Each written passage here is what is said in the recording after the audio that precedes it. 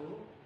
Eh, Selamat datang para mahasiswa yang mengambil mata kuliah pendidikan Pancasila.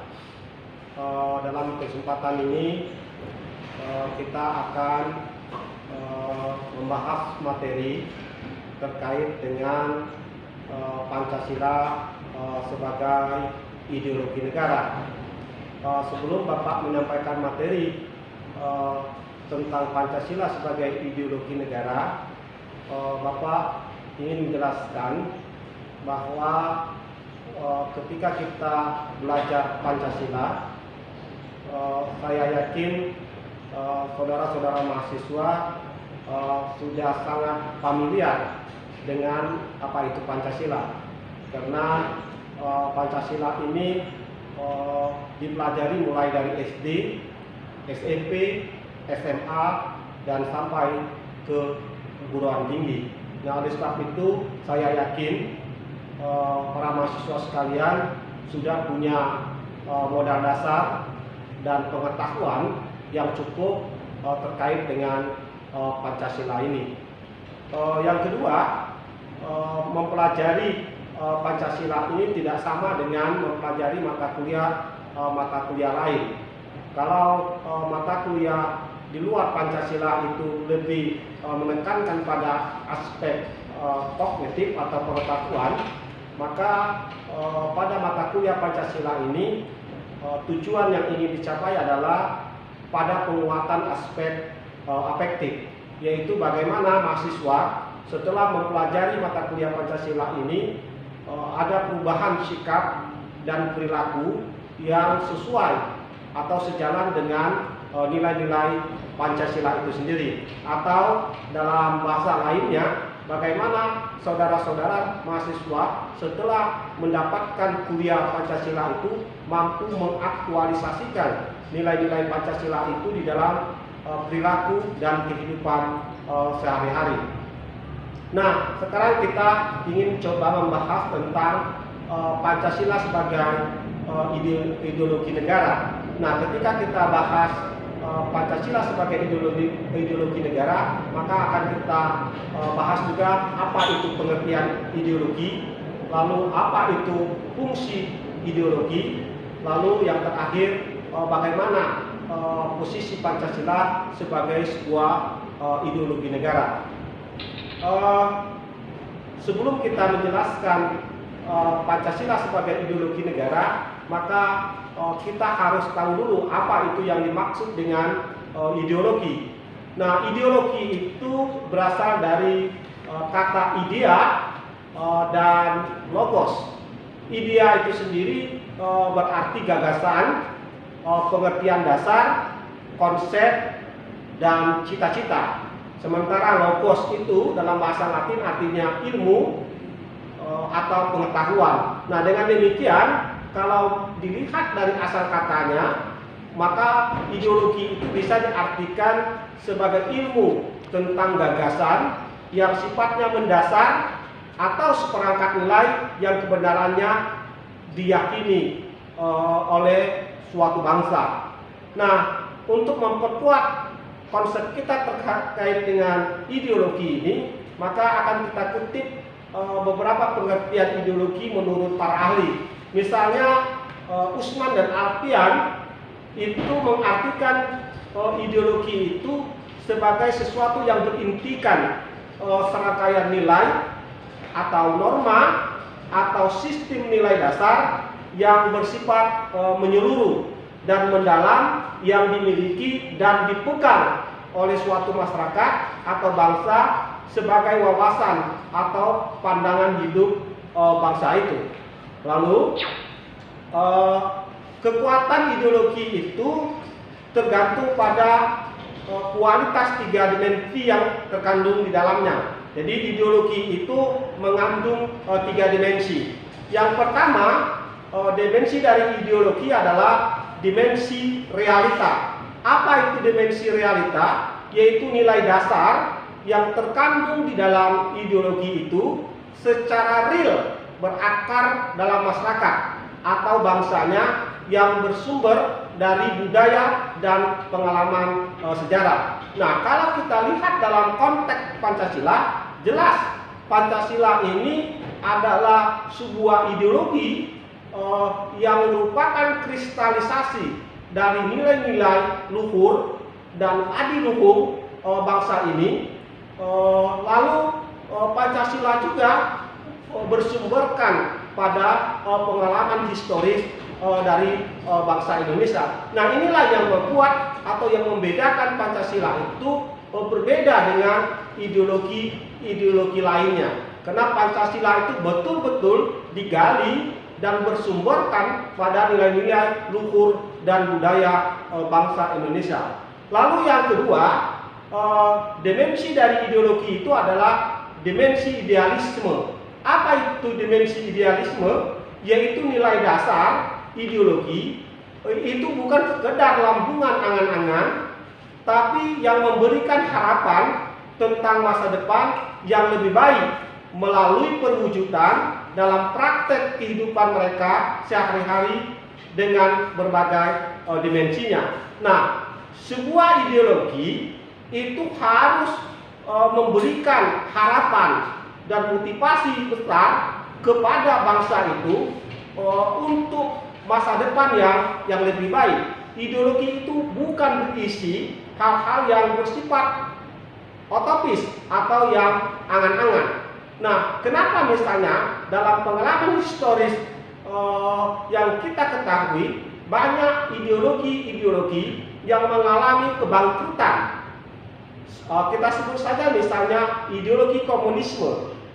Ideologi komunisme itu adalah ideologi besar, tetapi sekarang ideologi komunisme itu bangkrut. Karena apa yang menyebabkan komunisme itu bangkrut? Karena dia tidak bisa memberikan harapan kepada bangsa tersebut. Jadi dia hanya berupa utopis, angan-angan, tetapi tidak bisa diwujudkan di dalam realitas atau kenyataan yang sebenarnya. Oleh sebab itu, banyak sekali ideologi-ideologi besar dunia itu mengalami kebangkrutan karena ketidakmampuan ideologi tersebut beradaptasi dengan perubahan dan kebutuhan masyarakat itu sendiri. Dan kita bersyukur Pancasila sebagai sebuah ideologi sampai hari ini masih tetap relevan dan tetap memberikan guidance dan harapan besar bagi bangsa ini untuk menata atau menatap masa depan yang lebih baik. Tapi sebaliknya, jika Pancasila itu sebagai ideologi tidak punya kemampuan beradaptasi terhadap perubahan dan kebutuhan masyarakat, maka tidak menutup kemungkinan Pancasila juga akan ditinggalkan atau mengalami kebangkrutan. Tapi kita tegaskan saat ini Pancasila masih tetap sebagai ideologi yang hidup dan relevan dengan kebutuhan masyarakat Indonesia hari ini. Oleh sebab itu menjadi tugas kita semua untuk menjaga agar Pancasila ini tetap hidup dan menjadi guidance di dalam kehidupan kita bermasyarakat, berbangsa, dan bernegara. Nah, yang ketiga, dimensi dari ideologi itu adalah dimensi fleksibilitas. Apa itu dimensi fleksibilitas? Ideologi tersebut memiliki keluasan yang memungkinkan dapat merangsang perkembangan pemikiran baru yang relevan tentang dirinya tanpa menghilangkan atau mengingkari hakikat atau jati diri yang terkandung dari nilai-nilai dasarnya. Nah, itu yang saya sebutkan tadi. Jadi ideologi itu harus punya kemampuan beradaptasi terhadap perubahan dan perkembangan zaman. Dia harus memiliki keluasan dan dia tidak boleh menjadi ideologi yang tertutup yang menolak proses perubahan di dalam masyarakat itu. Namun begitu, bukan berarti ideologi itu harus kehilangan roh, tapi tetap dia harus menjaga hakikat atau jati diri dari sebuah bangsa itu sendiri. Nah, sebagai contoh, kita adalah berideologi Pancasila. Nah, di dalam konteks ini Pancasila harus luas, harus punya kemampuan menjawab tantangan perubahan dan mampu beradaptasi terhadap perubahan itu sendiri. Namun kita tidak boleh tercerabut dari akar dan nilai-nilai Pancasila itu sendiri. Jadi kembali saya tegaskan bahwa ideologi itu punya 3 dimensi. Yang pertama adalah dimensi realita, yang kedua adalah dimensi idealisme, dan yang ketiga adalah dimensi fleksibilitas. Oke, next kita lanjutkan. Sekarang apa fungsi ideologi? Nah, menurut Suryanto Puspowardoyo, ideologi itu mempunyai beberapa fungsi. Yang pertama, fungsi dari ideologi adalah sebagai struktur kognitif atau pengetahuan untuk memahami kejadian-kejadian pada lingkungan sekitarnya. Walaupun kita di dalam mempelajari Pancasila ini lebih menekankan pada ranah atau aspek afektif, tapi bukan berarti kita meninggalkan aspek kognitif. Karena salah satu dari fungsi ideologi itu ada fungsi sebagai struktur kognitif, yaitu sebagai pengetahuan, tapi dalam rangka kita untuk memahami kejadian-kejadian pada lingkungan sekitar kita. Lalu yang kedua, fungsi ideologi itu adalah membuka wawasan dan memberikan makna serta menunjukkan tujuan dalam kehidupan manusia. Lalu fungsi yang ketiga, menjadi pedoman dan pegangan bagi seseorang untuk melangkah dan bertindak. Lalu yang keempat, bekal dan jalan bagi seseorang untuk menemukan identitas dan jati dirinya. Lalu yang kelima, kekuatan yang mampu menyemangati dan mendorong seseorang untuk menjalankan kegiatan dan mencapai tujuannya. Dan yang keenam, pendidikan bagi seseorang untuk masyarakat. Saya ulangi, pendidikan bagi seseorang atau masyarakat untuk mengatur tingkah lakunya sesuai dengan orientasi dan norma-norma yang terkandung di dalam ideologi itu sendiri. Nah, sekarang baru kita masuk pada substansi, yaitu Pancasila sebagai ideologi negara. Nah, Pancasila sebagai ideologi negara memiliki fungsi sebagai berikut. Yang pertama, pemersatu bangsa. Dalam konteks ini, Pancasila harus memelihara dan mengukuhkan persatuan dan kesatuan bangsa Indonesia. Yang kedua, fungsi Pancasila sebagai ideologi negara mengarahkan dan membimbing bangsa Indonesia kemana arah dan tujuan yang ingin dicapai. Lalu yang ketiga, memberikan tekad yang kuat untuk memelihara dan mengembangkan identitas kebangsaan. Dan yang keempat, kritis pada keadaan dan upaya perwujudan cita-cita bangsa yang terkandung di dalam Pancasila. Jadi ada 4 fungsi Pancasila sebagai sebuah ideologi negara. Nah, sekarang kita akan melihat bagaimana posisi-posisi sila-sila di dalam Pancasila itu.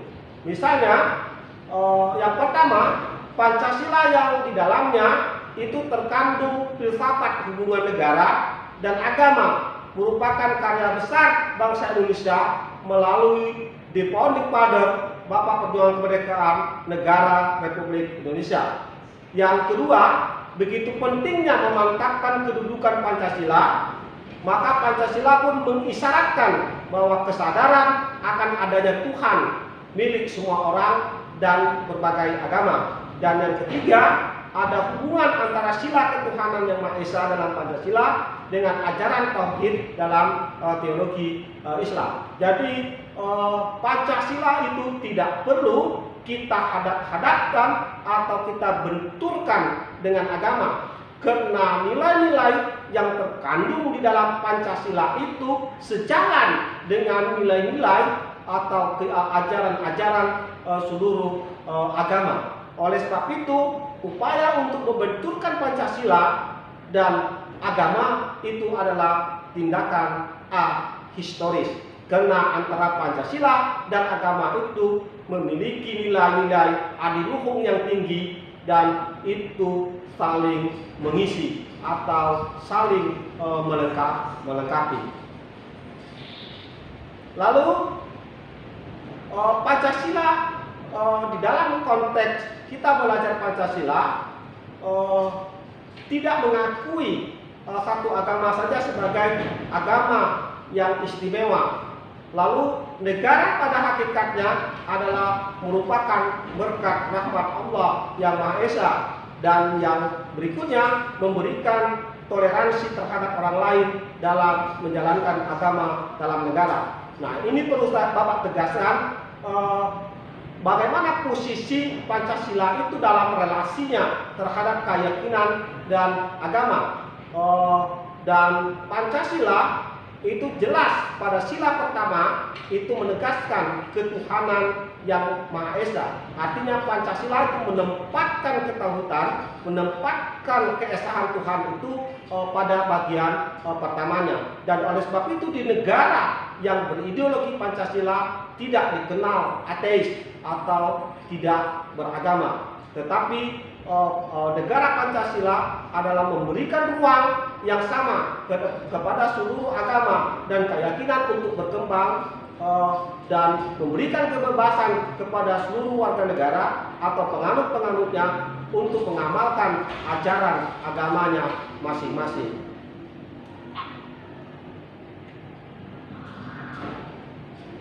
Dan sekarang kita mencoba melihat Pancasila sebagai ideologi terbuka dan tertutup. Nah, sekarang apa itu ideologi terbuka? Ideologi terbuka itu ciri-cirinya, pertama, merupakan cita-cita yang sudah hidup dalam masyarakat. Yang kedua, berupa nilai-nilai dan cita-cita yang berasal dari dalam masyarakat sendiri. Dan yang ketiga, hasil musyawarah dan konsensus masyarakat. Dan yang keempat, bersifat dinamis dan reformis. Lalu, bagaimana yang dimaksud dengan ideologi tertutup? Yaitu bercirikan, pertama, bukan merupakan cita-cita yang sudah hidup dalam masyarakat. Lalu yang kedua, bukan berupa nilai-nilai dan cita-cita. Dan yang ketiga, kepercayaan dan kesetiaan ideologis yang kaku. Dan yang keempat, terdiri atas tuntutan konkret dan operasional yang diajukan secara mutlak. Nah, kalau kita melihat ciri-ciri ideologi terbuka dan ideologi tertutup, jelas kita bisa berkesimpulan dan menempatkan Pancasila itu merupakan ideologi terbuka, bukan ideologi tertutup. Kenapa itu dikatakan Pancasila sebagai ideologi terbuka? Karena Pancasila memberikan ruang untuk munculnya perubahan, untuk beradaptasi dengan perkembangan zaman terkini. Dan oleh sebab itu kita bisa mengatakan Pancasila itu sebagai ideologi terbuka. Oke, untuk pertemuan kita yang pertama ini cukup sampai di sini. Silakan nanti para siswa memberikan respon terhadap materi perkuliahan yang Bapak itu sampaikan melalui channel YouTube ini. Dan nanti tugas mahasiswa adalah bagaimana memberikan pendapat dan opini terkait dengan tema kita sebagai Pancasila sebagai ideologi negara. Kita berjumpa kembali pada sesi perkuliahan berikutnya. Sampai sini dulu. Terima kasih. Wassalamualaikum warahmatullahi wabarakatuh.